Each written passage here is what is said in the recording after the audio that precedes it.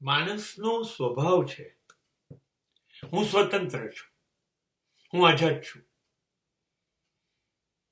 હું કોઈની વાત નહીં માનું, મને જે ગમશે એમ કર્યા કરીશ. આ માણસનો સ્વભાવ છે.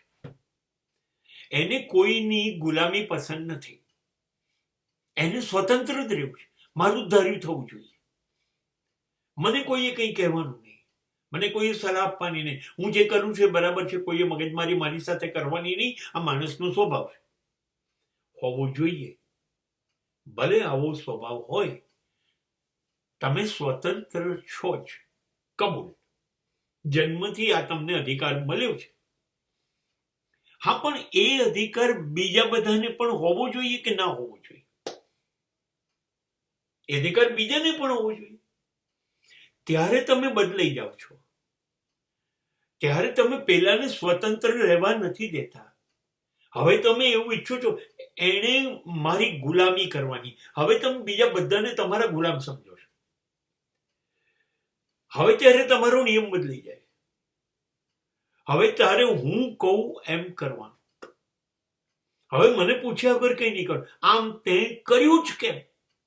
તું આમ ન કરી શકે. મારી મરજી વિરુદ્ધ તારે જવાનું નહીં. જુઓ, તમારી બાબતમાં મામલો જુદો હતો. હવે તમે એકદમ તમારો બિલકુલ બદલી કાઢ્યો. તમે સ્વતંત્ર, તમે સ્વામી, તમે માલિક.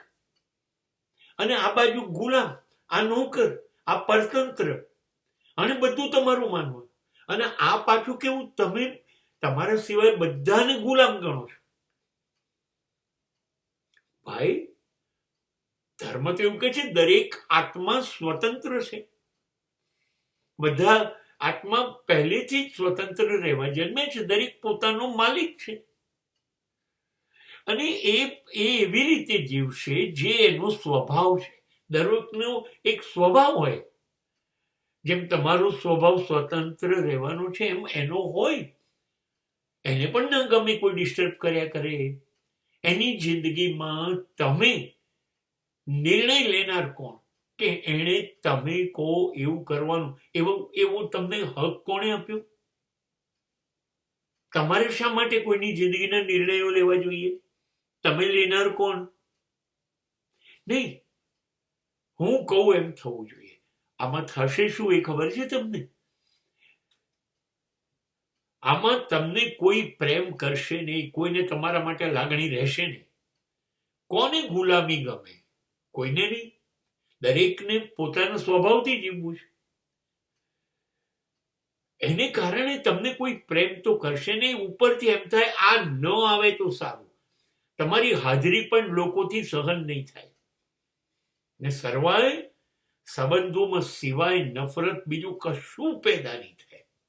તો શા માટે કોઈની જિંદગીને દખલ કરવાની? સીધી સાધી વાત. તમે તમારા સ્વભાવ મુજબ જીવો અને બીજાને એના સ્વભાવ મુજબ જીવવા દો. તમારી દખલ બંધ કરો.